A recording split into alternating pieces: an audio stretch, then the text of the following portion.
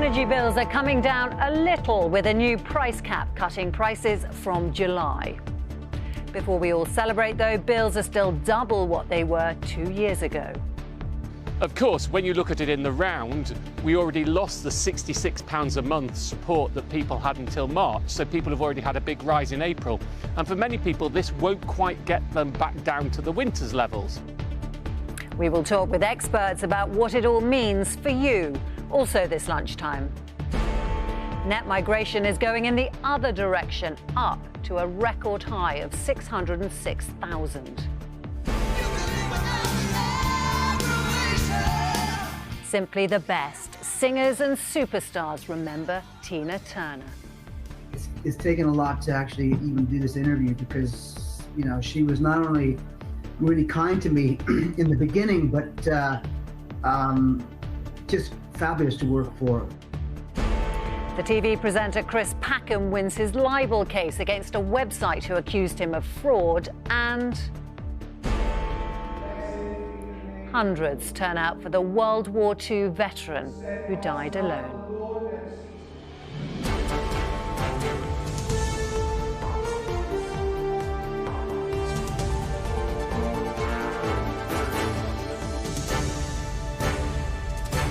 This is the ITV Lunchtime News with Romilly Weeks. Good afternoon. It's been a long, dark winter for many struggling with energy bills. And today there was a positive sign that prices are starting to move in the right direction. The energy price cap, the amount we pay for a unit of gas and electricity, will fall from July, leading to modest reductions in the bills of many households in England, Scotland and Wales. The Prime Minister has called it a major milestone in the bid to bring down inflation. But prices are still double what they were less than 2 years ago, and many will still face difficulties come next winter, as Ian Woods explains. For many people over the past year, just doing this or this caused stress and anxiety. The soaring cost of energy was burning through their bank balance at an unsustainable rate. The news that prices are coming down a bit will be a cause for relief, but hardly celebration. We already lost the £66 a month support that people had until March, so people have already had a big rise in April. And for many people, this won't quite get them back down to the winter's levels. Only higher users will be paying less now than they did in winter. But compared to not having it drop, yeah, it's okay. So what are the figures we need to know? Well, from July, gas suppliers can charge a maximum of 8p per unit of energy. At the moment, it's 10p. For 1 kilowatt hour of electricity, it's 30p from July, down from 33p now. The daily fixed standing charge doesn't change. It remains 29p for gas and 53p for electricity. It all means average annual bills go down by about £400 to £2,074. But that's still double what it was 2 years ago, when it hovered around the £1,000 mark.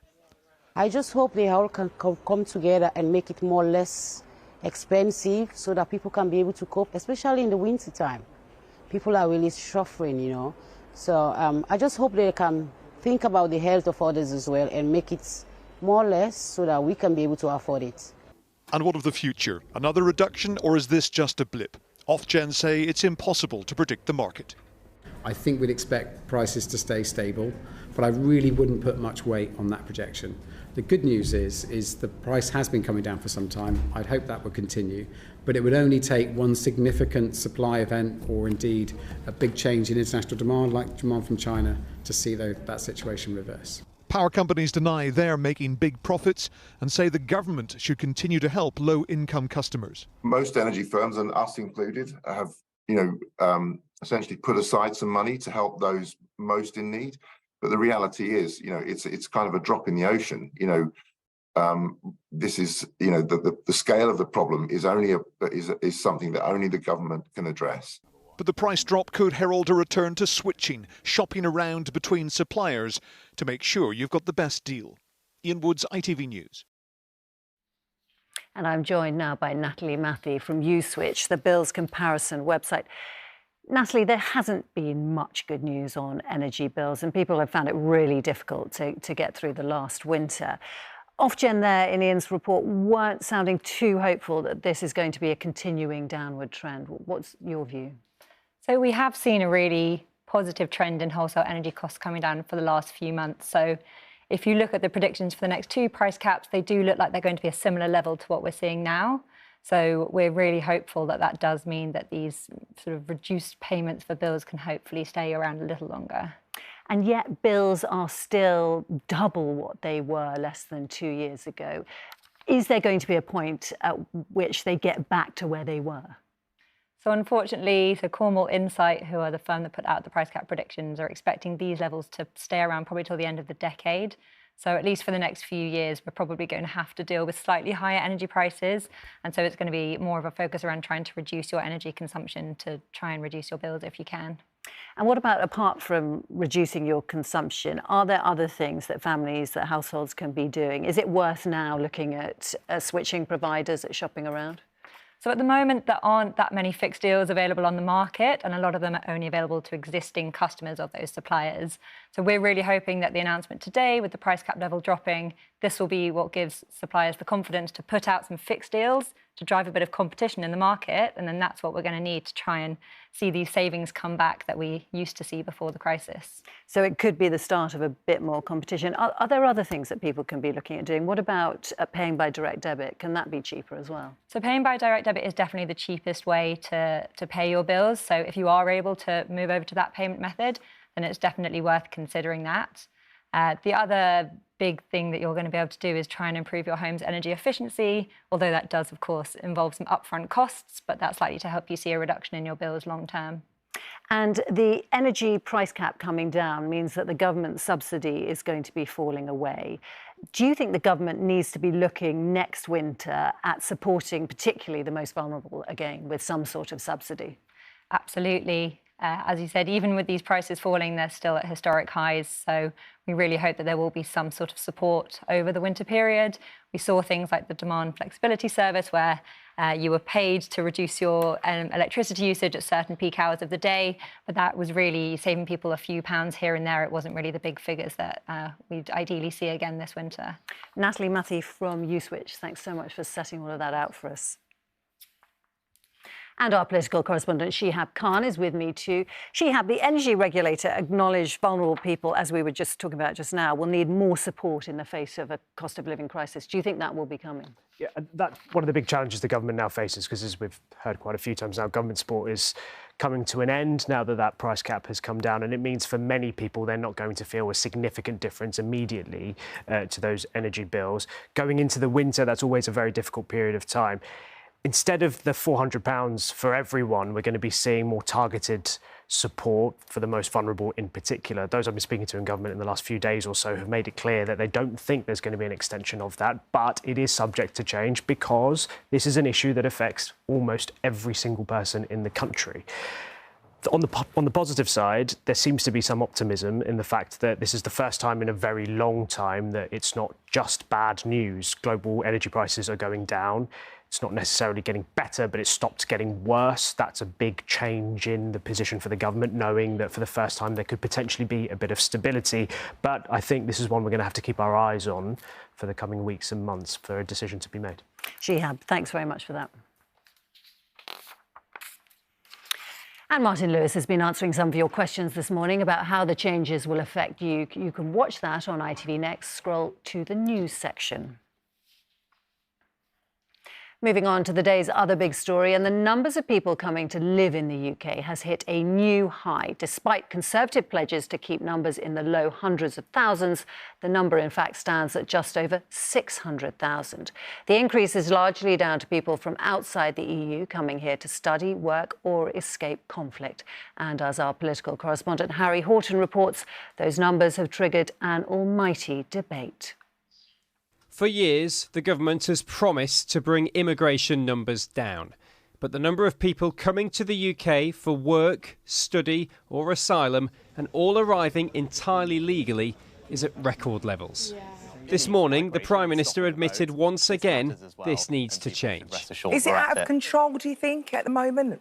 Well, no, I think the numbers are just too high. And there's been various factors, and you'll read the report, whether it was welcoming people here from Hong Kong or Ukraine, that's had an impact. As we saw after the pandemic, more people came back to study here who hadn't been here during the pandemic years. Look, but fundamentally, the numbers are high. I want to bring them down. Last year, 1.2 million people arrived in the UK. 557,000 people left the country, meaning net migration was 606,000, a record high. There has been a huge increase of arrivals on humanitarian visas from Ukraine and Hong Kong. Non-EU arrivals, mainly for work and study reasons, have shot up to more than 650,000. In the House of Commons, ministers said there was a problem. Net migration to the United Kingdom is far too high. Labour said the government had lost control. Today's extraordinary figures, including doubling the number of work visas since the pandemic, show that the Conservatives have no plan and no grip on immigration. At this care home in Peterborough, half the staff come from overseas. Without migrant workers, there would be no care sector. There would be no care. That puts pressure on the NHS because there's nowhere else for people to go. We can't find staff in the UK. The care as a career is massively undervalued for some reason. Some backbench Conservative MPs say the government needs to tighten the rules. I'm very worried. I think there are many reasons to be worried, but I think we've now got to look at work visas. And I think people's expectation, again, is that if you want to come to this country, if you want to fill a skills gap, if you want to come and contribute to our economy, then the expectation must be that you're a net contributor to our GDP. So you're earning a decent wage, you're filling a skill that we don't have otherwise, and that you're contributing. Tackling illegal immigration is one of the government's top priorities, but pressure is growing to reduce legal immigration now too. And Harry's at Westminster this lunchtime. Harry, we heard from the Prime Minister there. How big a problem is this for him? Well, I think it is a big problem for the Prime Minister. And look, whether you agree that immigration is too high at the moment, whether you think it's about right, and there are plenty of arguments on both sides, the point is that successive Conservative Prime Ministers have promised to bring immigration numbers down. And not only are they not going down, that net immigration has reached record levels. Now, Rishi Sunak today said that he'd like to see net immigration fall to below the levels that he inherited. That is a watered-down pledge from what we saw in the 2019 Conservative manifesto.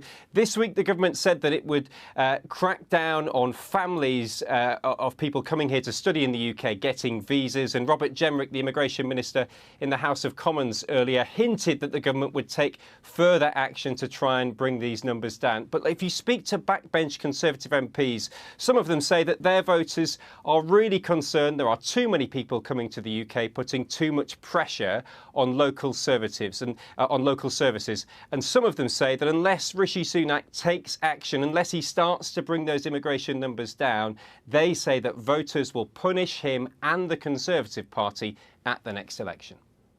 Harry in Westminster, thank you. Next this lunchtime, to Oprah, she's the forever goddess of rock and roll. To Elton John, a legend on record and stage. And to scores of other stars and ordinary people, Tina Turner's life story was an inspiration. As the music world reflects on the news of her death at the age of 83, Amy Lewis now on the tributes to an icon.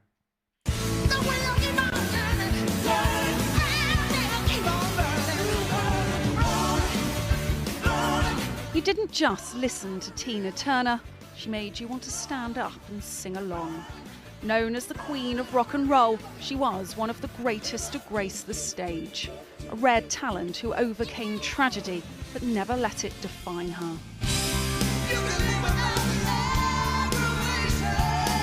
Those who performed alongside Tina Turner say she was not just a superstar, but an inspiration.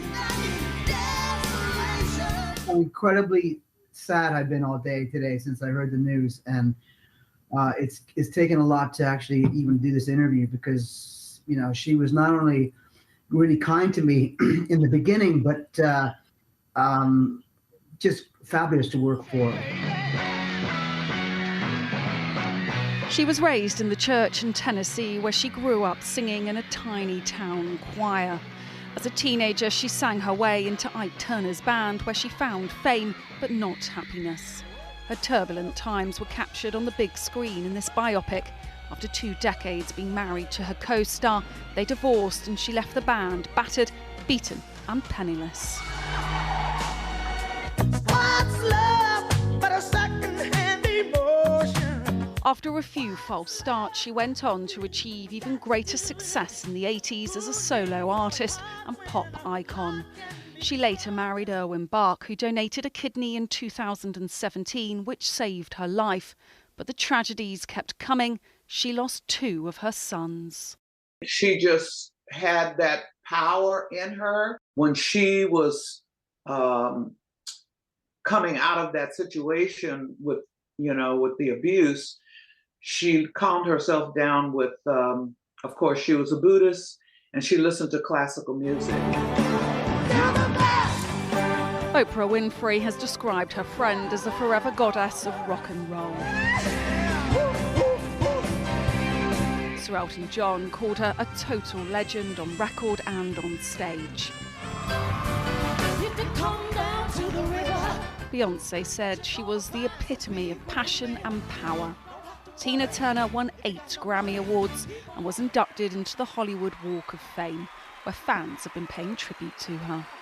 She really sets the precedence for women that no matter where you come from or what you have on your plate, like she's a mother and a grandmother, that you can really grow from that and keep thriving. We love Tina Turner, the greatest legs, the best voice, and all the moves that you can get. But it is her own words that most suitably sum up Tina Turner.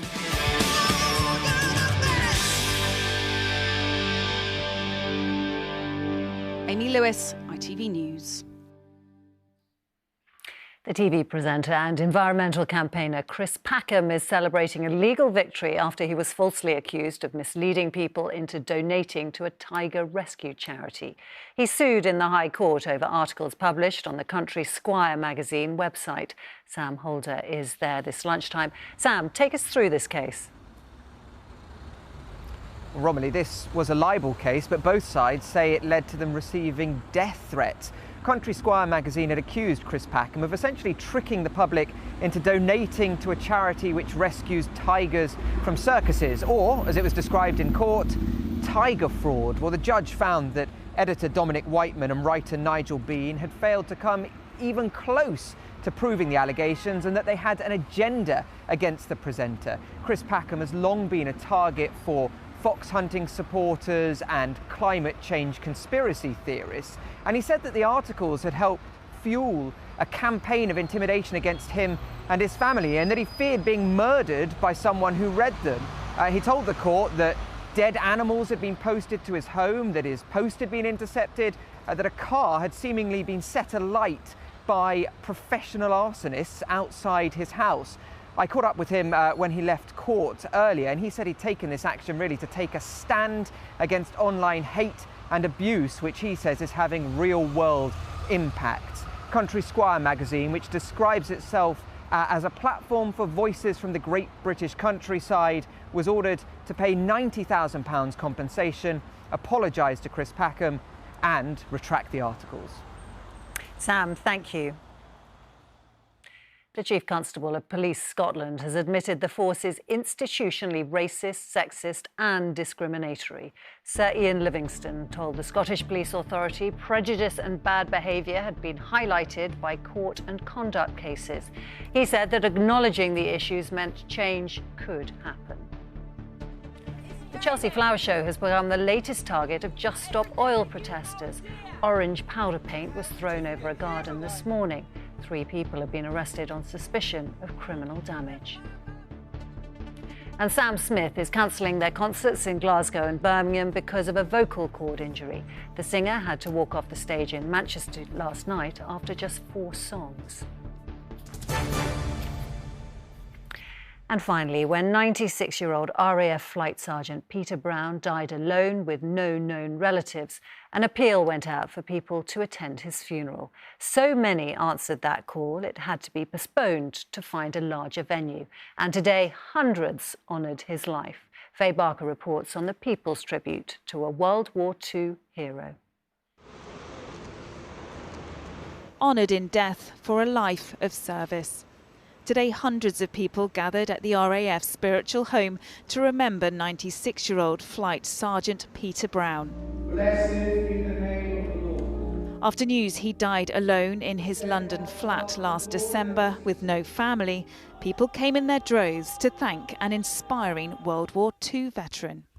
I'll be thinking about his service. I'll be thinking about the journey. I'll be thinking about what I've heard about him from neighbours, you know, the type of person that he was. I think it's important for people to realise the contributions people made, because Flight Sergeant Brown would have left Jamaica as a youngster, paid his own fare, came to help the mother country. Born in Jamaica, Flight Sergeant Brown was one of over 3,500 RAF recruits who came from the country to Britain during the Second World War. He flew in Lancaster bombers, carrying out missions as a radio operator and gunner. After the war, he stayed in the RAF before joining civilian life. After Westminster City Council appealed to find any surviving family members, several relatives made it here today. Among them, his second cousin, flying in from Vancouver after reading about his passing. I feel kind of sad that I didn't get to know him personally, but I'm so glad from what I've read that he was part of such a great community where he lived, that he was seemed to be a positive person, and that his community loved him so much. Today was a chance to celebrate Peter Brown's life of service, his love of sport, and his place in his community. Perhaps he was the last pilot of the Caribbean, but will be forever remembered. Faye Barker, ITV News. A proper goodbye, and that is it this lunchtime. The latest Where You Are is next. Charlene will bring you the evening news at 6:30, but from everyone here, goodbye.